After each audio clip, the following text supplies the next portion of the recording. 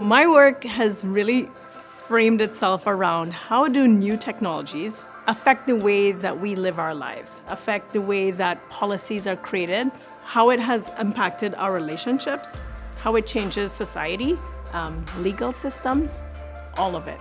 Social media is a great example. The way that social media has affected politics, elections, social anxiety, all of these kinds of things. And you think, how did we get to this moment? No one started a platform thinking, oh, I want to affect social anxiety and depression and also this election.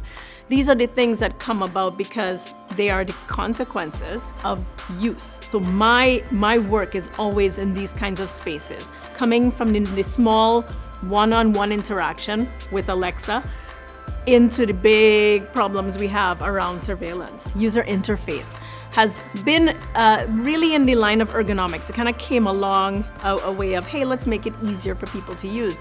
I think it's very much a different field now because we start thinking about not just make it easier to use, but it actually goes further back into the cognition.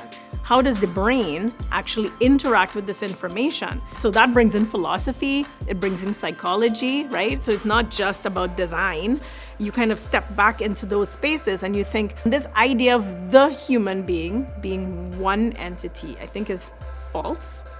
And I think, all the work we've done in diversity in the last little while also should expand into ideas of each human being, their makeup, the way you see an object, the way you see a color, the way you hear a sound, what sounds you even hear, so different to what I would. So the idea that we can maybe create more customization within some of our technologies or give the users more the ability to shift and change things so that it actually works for them in a much more meaningful way.